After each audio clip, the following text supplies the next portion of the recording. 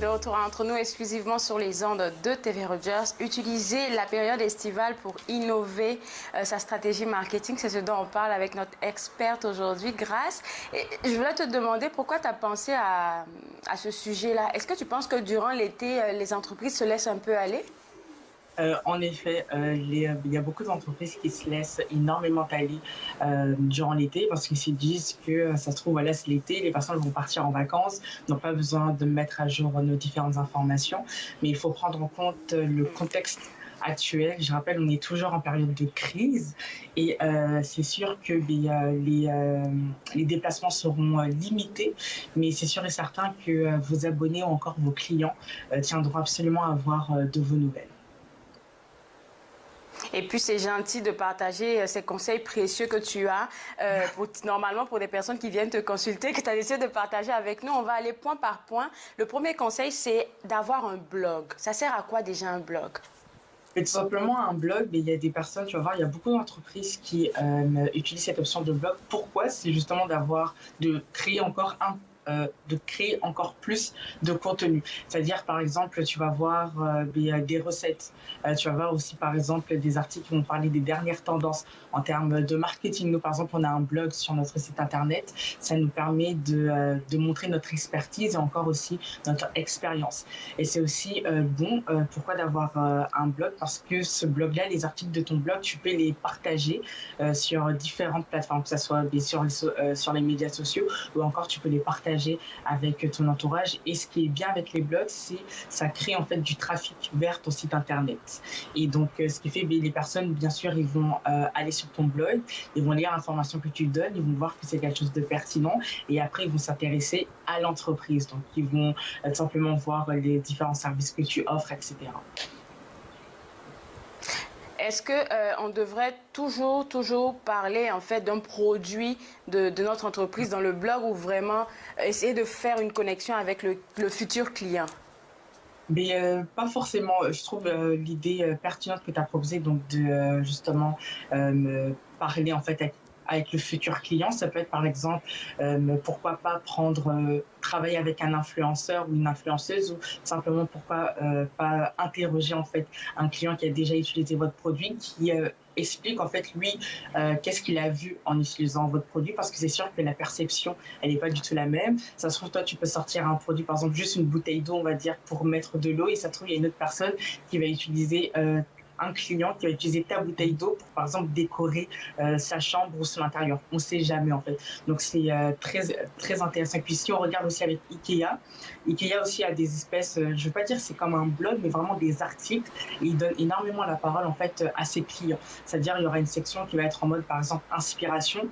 Donc, on verra les clients, comment ils ont modeler leur espace et leur intérieur, et comment ils ont utilisé les produits d'IKEA d'une autre manière que ce qui était d'ici. Ça, c'est bon, d'accord, j'ai bien compris. Deuxième affaire, c'est mettre à jour votre site internet. Ça, là, je pense que tu nous l'as répété depuis le début de la pandémie jusqu'à aujourd'hui parce que c'est important. C'est très important de mettre à jour votre site internet. Vous allez voir, la plupart du temps, il y a des sites internet qui n'ont pas été mis à jour depuis 2018. Et ça, c'est quelque chose... 2 ans, 3 ans, oui. Exactement. On va voir la première chose, vous allez voir quand vous allez descendre, vous allez voir le copyright qui va apparaître. On va voir par exemple 2018. Mais ça ne vient pas en fait rassurer la personne qui va visiter votre site internet, parce qu'il va se dire que, ok, d'accord, mais depuis 2018, le copyright n'a pas changé, le contenu n'a pas changé, il n'y a pas de nouvelles choses qui ont été mises à jour. Donc ça veut dire tout simplement que cette entreprise n'existe plus. Alors que si vous existez en fait encore.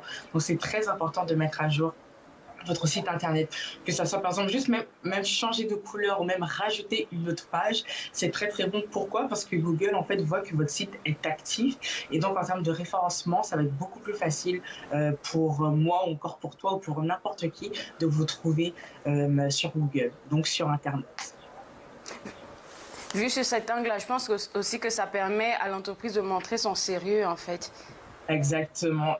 Très important, et tu as soulevé un très bon point. Ça montre, on montre que vous êtes sérieux, on montre que vous êtes actif, et c'est ça qui est très important, et c'est ça que le client veut voir. Troisième astuce que tu as déjà aussi partagée avec nous, c'est vraiment tout faire pour rester proche de notre communauté. Peut-être même l'agrandir. Ouais, peut-être même l'agrandir, c'est très, très, très important de rester proche de votre communauté. Il faut savoir que votre communauté, c'est votre client, en fait, votre premier client.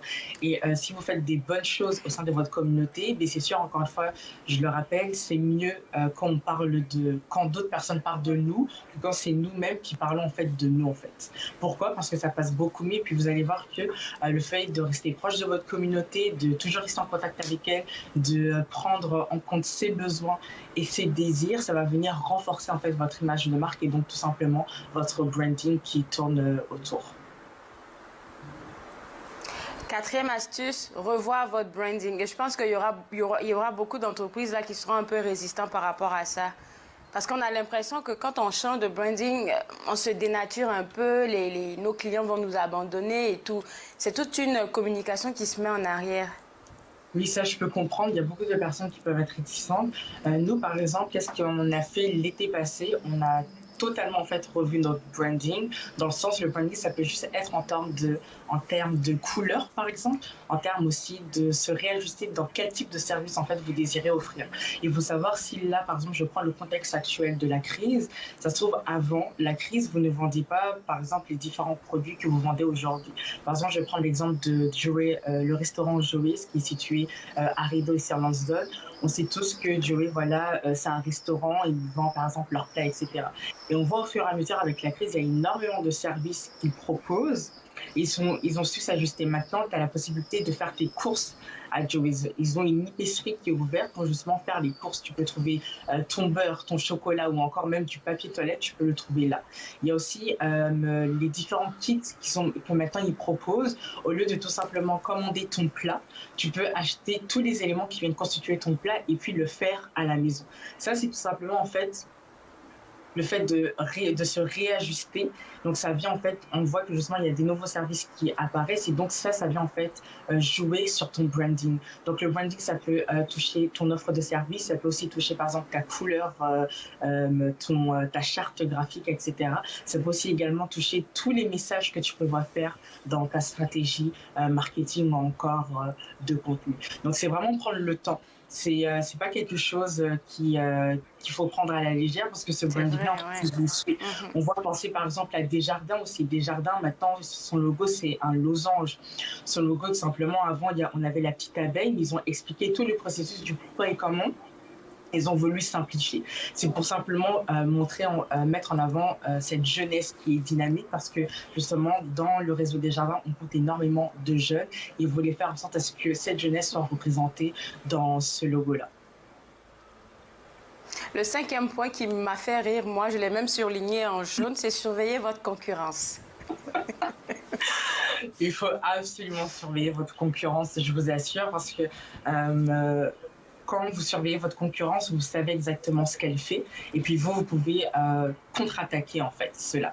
Il y a beaucoup de personnes, si vous regardez, et puis il y a beaucoup même d'entreprises qui font cette erreur. En fait, on parle de myopie marketing. C'est seulement regarder en fait ce qui se passe dans son secteur et pas voir en fait ailleurs. Je pense par exemple si vous êtes un restaurant, par exemple vous allez, désolé je parle de bouffe là, mais si par exemple vous êtes un restaurant, et, vous allez voir la plupart du temps il y a beaucoup de restaurants qui vont seulement que se concentrer sur les restaurants. Alors que non, il n'y a pas que les restaurants qui sont vos concurrents. Vous avez par exemple dans vos concurrents, vous avez par exemple les chefs à domicile. Vous avez aussi par exemple tout ce qui est des Loblaws ou Métro. Pourquoi? Parce que Loblaws et Métro proposent aussi des plats cuisinés qui viennent en fait vous faire un peu de l'ombre en fait. Donc ça va être très très très important de surveiller votre concurrence parce que vous pouvez simplement améliorer votre offre de service, vous pouvez aussi améliorer votre offre de promotion, proposer beaucoup plus de rabais que votre concurrent et puis aussi surtout ça va vous permettre de vous tenir à jour pour savoir qu'est-ce que vos concurrents font. Je comprends mieux là maintenant. Et un dernier point pour terminer, ça serait de se fixer de nouveaux objectifs pour les prochains mois avant la fin de l'année. Oui, exactement. L'été, je pense, c'est l'une des périodes les plus importantes parce que dans le sens, c'est beaucoup plus calme qu'avant, en fait, que d'autres périodes. Donc l'été, on va dire qu'il y a moins de clients, il y a moins de stress, etc. Tout le monde est là en train de se reposer. Donc prenez le temps de vous fixer des objectifs tout au long de l'été. C'est-à-dire, vous allez voir, là, on est déjà au mois de juin. J'ai même envie de dire que dans 2 semaines, c'est le mois de juillet, donc ça passe super vite. Pensez à préparer la rentrée, vos promotions pour la rentrée. Pensez à préparer même Halloween. Pensez à préparer Halloween. Pensez à préparer le Black Friday. Pensez à préparer toutes vos promotions hivernales parce que ça passe très, très, très vite. Et puis, vous allez voir que quand décembre va arriver pour préparer votre stratégie pendant les fêtes, ça va être très, très, très difficile. Merci beaucoup, Grace, pour ta belle collaboration. C'est notre dernière chronique aujourd'hui. Je vais te souhaiter un bel été. On espère te revoir en septembre. Bonne journée. Merci très cher à toi aussi, bel été. Alors, pour vous autres à la maison, si vous avez besoin d'un quelconque appui pour pouvoir bien peaufiner toutes ces stratégies et conseils qu'elle nous a partagés, je vous inviterai à visiter son site web www.avecgrace.com. On va prendre une pause.